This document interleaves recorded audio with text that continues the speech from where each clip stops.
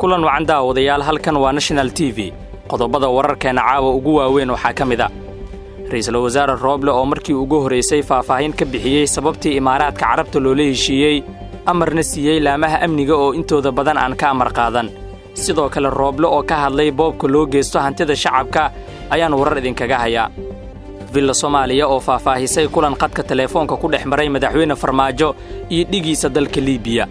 wararkeena kale waxaa kamid ah gudoomiyaha gobolka Banaadir Cumar Filish oo sheegay in isaga iyo odayaasha dhaqanka reer Muqdisho ay baajiyeen banaanbixii foodada watay ee ay abaabulayeen siyaasiyiin dana gaar ah leh lacag $3,000 ah oo lagu xujeeyay musharaxiinta doonaysa gudoomiyaha guddiga doorashooyinka heer federaal xilli khilaaf uu ka dhex jiro guddigaasi wararka caalamka waxaan idin hayaa Nigeria oo xayiraadii ka qaaday shabakada Twitterka qodobadaasi oo dhan ayaan ku faahfaahin doonaa wararkeena waa habeen khamiis ah Jimcaha ayaa soo galaysa 13 January 2022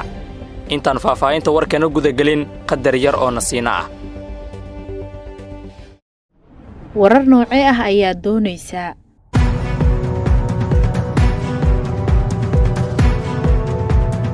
ma wararkii ugu dambeeyay ma dhacdooyinka ka yaabiya mise kuwa ku dhiirigeliya doonaysa inaad ogaato waxyaabaha cusub ee socda hadday jawaabtaadu haa tahay National TV ka dhiga wehelkaaga booqo baraheena bulshada adiga oo raadinaya National TV subscribe saar YouTube-keena kadibna riix gambaleelka National TV waa wehelkaaga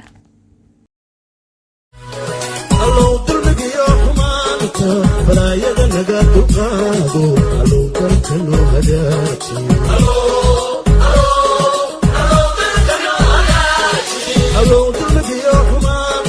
balaayada naga duqaado dalka loo hagaajiyo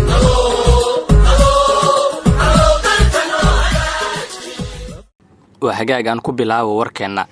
ra'iisul wasaaraha xilgaarsiinta Maxamed Xuseen Roble oo maanta gudoomiyay shirka toddobaadlaha ah ee golaha wasiirada ayaa uga warbixiyay heshiiskii golaha wadatashiga qaran ee dhameystirka arrimaha doorashooyinka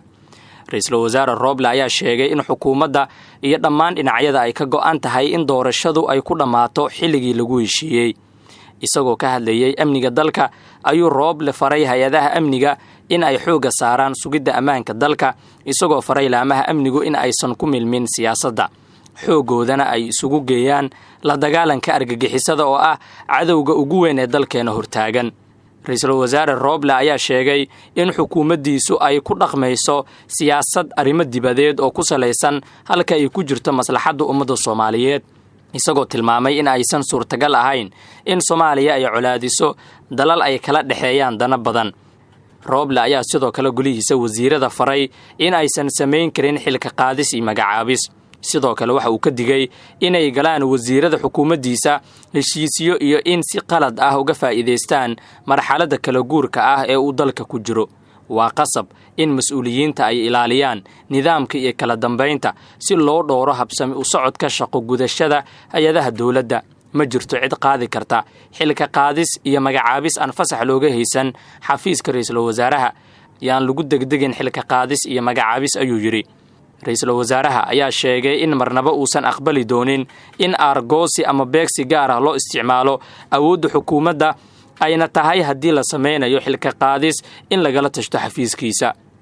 sidoo kale ra'iisul wasaare Roble oo lagu eedeeyay dhulboob ayaa waxa uu mamnuucay in hantida qaranka loo isticmaalo si qalad in loo adeegsado ayada oo lagu xalaaleysanayo heshiisyo baalmarsan sharciga waa in aan iska jirnaa hantida qaranka oo aan taxadarnaa kana feejignaanaa mana aqbalayo ra'iisul wasaare ahaan in wax la isdabamariyo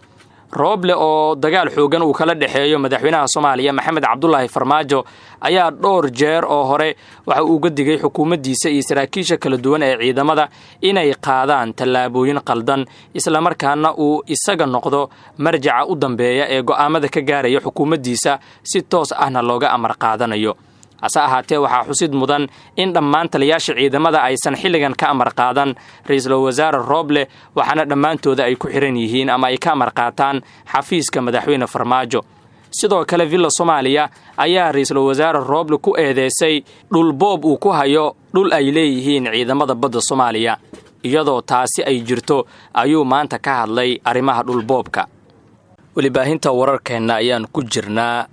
fadlan daawada subscribe saar YouTube-keena kadibna furo gambaleelka si muuqaal kasta uu ku soo gaaro gudoomiyaha maamulka gobolka Banaadir Cumar Maxamuud Maxamed Cumar Filish ayaa ka hadlay abaabulkii banaanbaxa ee maalmahan ka socday magaalada Muqdisho isagoo sheegay inay ka guuleysteen kooxihii abaabulayay banaanbaxaasi ay baajiyeen gudoomiye Cumar Filish ayaa sheegay in midowga murashaxiinta ay shirkii golaha wadatashiga qaran u gudbiyeen wixii tabasho ah oo ay qabeen balse kooxa gaar ah ay bilaabeen banaanbaxyo uu sheegay in meesha ay ku dambeyn doonaan aan la garanaynin waxaa soo baxay kooxo leh waxaan qabanaynaa banaanbaxyo waxa ka dhalanaya aan la ogeyn oo aan qeexnayn kamaamul ahaan waan iswarsanay marxaladan lagu jiro iyo in shirkii aysan qaylo ka yeerin markii aan fiirinay waxaa noo soo baxday in xilligan aan loo baahnayn banaanbaxyo ay rabshado ka dhashaan ayuu yiri Cumar Filish odayaasha dhaqanka caasimadda ayuu Cumar Filish sheegay inay la fariisteen kooxii abaabulkaasi waday maamulka gobolka iyadoo ugu dambeyntii lagu guuleystay in la baajiyo banaanbaxaasi sida uu sheegay ugu dambeyn Cumar Filish waxa uu u mahadceliyay dhalinyaradii abaabulaysay banaanbaxaasi ee odayaashooda ka aqbalay codsigoodii ahaa inay joojiyaan abaabulkaasi hadalka gudoomiye Cumar Filish ayaa u muuqda mid uu ku soo bandhigayo ama uu ku sheegayo in uu guuleystay amarkoodii ahaa in Muqdisho aan banaanbax lagu qaban karin walibaahinta wararkeena ayaan ku guda jirnaa madaxweynaha jamhuuriyadda Soomaaliya mudane Maxamed Cabdullaahi Farmaajo oo qadka telefoonka kula xiriiray madaxweynaha golaha madaxtooyada Liibiya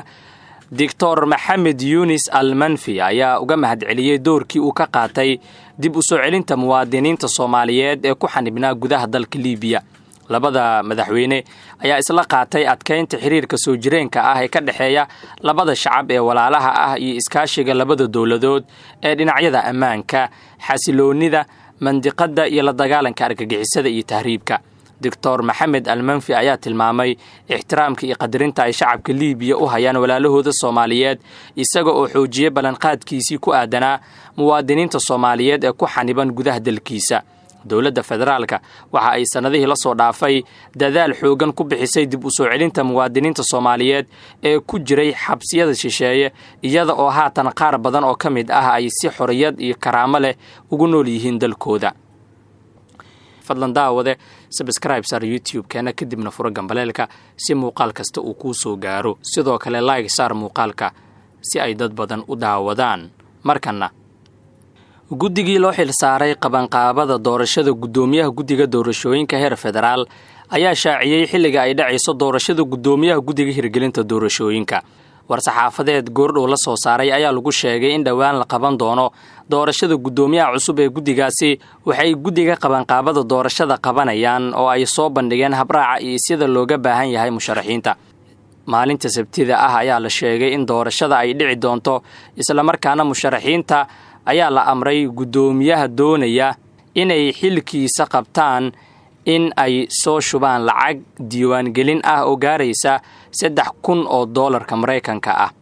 guddiga doorashooyinka heer federaal ayaa khilaaf xoogan uu ka dhex taagnaa maalmihii la soo dhaafay iyadoo weli aan xal loo helin waxaa xusid mudan in gudoomiyihii guddigan Maxamed Xasan Ciro ay xubno ka tirsan guddiga xilka ka qaadeen balse gudoomiye Ciro ayaa isagu aaminsan inuu yahay weli gudoomiyaha guddiga doorashooyinka heer federaal waa hagaag qaybihii dambe ee wararkeena ayaan soo gaarnay wararka caalamka haddaan eegno